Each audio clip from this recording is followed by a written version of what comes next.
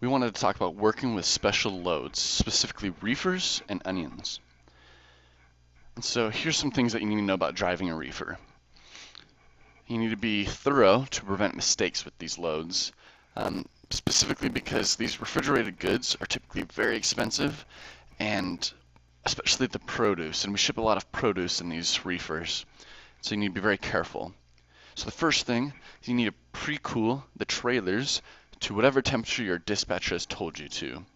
And this is so that once you get to the shipper, that you'll be all ready and set up, and so that you can reload very quickly and without waiting for the temperature to change. It's also important you need to call in and verify once you're heading to the load that your temperature needs to be pre-cooled. If they haven't told you anything about it, you should probably call your dispatcher and remind them, because you know these guys might forget, or maybe you forgot that they already told you about it or sent you a text or something. So it's just good to stay on the same page. All right, keeping the correct temperature. It's important once you get the load to take the temperature of the goods before it's loaded. And then once you do that, then you need to find out what temperature it should be at and adjust the temperature accordingly so that there's no mistakes.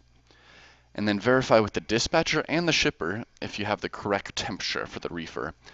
You need to do all of this so that your load will stay in good condition and that there won't be any problems. All right, the next thing we want to talk about is fuel. It's very important to check the fuel level often, because if the reefer runs out of fuel, it'll cause so many problems. The first one being that you'll need to refuel the trailer, which costs at least $300 to have road service prime and refuel it. You need to have that fuel so that it can maintain that product temperature that it's needed. And as soon as that fuel runs out, the clock is ticking, because if you wait a little bit, it can ruin the load. And this increased product temperature or even decreased product temperature in the winter will definitely increase the risk of claim. All right, we wanted to cover a little bit on paperwork. It's important to have them write on the BOL that the seal is intact and product is in good condition before unloading it. This is so that we basically cover our bases, that we don't get blamed for it later and get a claim. Also, you never want to sign the paperwork if it shows that the product is in poor condition. You never want to accept that load and saying that we'll take it when you're picking up a load that's already ruined, or else we will be blamed for it. This needs to be handled by dispatch no matter the time of day. So if you ever see a product that may be in poor condition, or if it doesn't say that it's in good condition, then you need to call dispatch and talk to them. All right, we wanted to cover a little bit more about hauling onions. We specialize in onions, and you get to haul a lot of onions, which is actually a very good thing for you. You want to haul these onions. The reason being is that they're very profitable for you and for us. And so a little bit about it. We usually haul 880 of these 50-pound bags of onions, which makes out to be about 44,000 pounds. You never want to leave the dock of a shipper without a full load of onions. And so if you ever can't get a full load, you'll want to talk to dispatch, and they'll work with the shipper to get you a full load. And dispatch is always going to be there to help you with that. Another thing is, without going overweight, we can still usually get a lot more onions.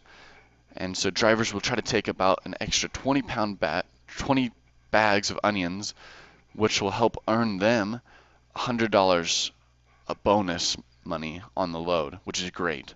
You get to make more money, but you need to be careful with hauling these onions because they're so high value. That are very easy to be claimed, and so you need to be careful to maintain them. So we wanted to kind of break down how to maintain these onions in the summer, and we'll talk a little bit about how to do it in the winter. So first, you need to prevent onions from getting too hot in the summer. They're considered damaged, and you'll probably get a claim if they get too hot to the point of what we call sweating. So the sweating is when they start leaking water. And so you need to avoid damage not only from the sweating, but from damage in any way, because it'll lower their value and we'll get a claim on it. So what equipment do you need to maintain the product, these onions? First off, you need to check that you have all of this equipment before you pick up a load. You need to have produce vents, and you need to have an insulated trailer during the summer. And if you don't have this, you need to call dispatch, and do not pick up the load if you don't have this. Talk to dispatch as soon as possible.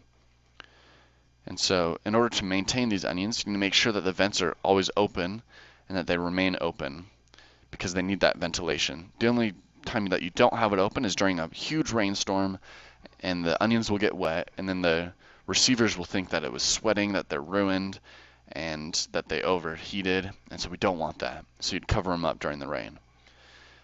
Another thing is you need to double check your load before you unload. This is very important. So a few miles before you get to the receiver, you need to pull aside, look at your load, and if there's anything wrong, maybe tidy it up, restack them, put them on the pallets, make sure that they look good, because appearance is everything.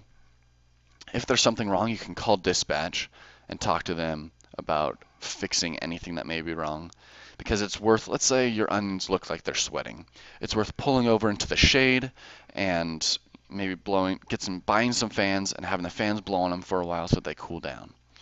It costs less to do that than to have a claim. All right, so what do you do in the winter for these onions? Well, it's important to avoid them from them freezing. So in the winter, there's this higher risk of them getting claimed because of this chance of freezing. If they're ever frozen, then we'll get a claim. And so you need to make sure that you have all of the necessary equipment. So there's three main things. You need a vented trailer, an insulated trailer, and then what's different from the summer and winter is that you need this propane heater. And so you need to use all of this equipment correctly. You need to make sure that you open your vents when you need to, depending on temperature and humidity. So an example of this, if you're driving from Idaho to Florida, a load would require you opening the vents before you get to that high humidity in Florida, or else you'll ruin the load. You also need to secure your propane heaters to a pallet and make sure that it's pointed in a safe direction so that you don't heat incorrectly, but at the same time you can disperse the levels correctly. Also, you need to make sure that you have the correct, you need to maintain your propane level, and because it'll ruin the load if you don't have the correct propane level at all times. You can also talk to dispatch, and they'll pay for your propane, but they don't know how much propane you have, so just stay in contact with them. So that's everything that you need to know from onions and reefers.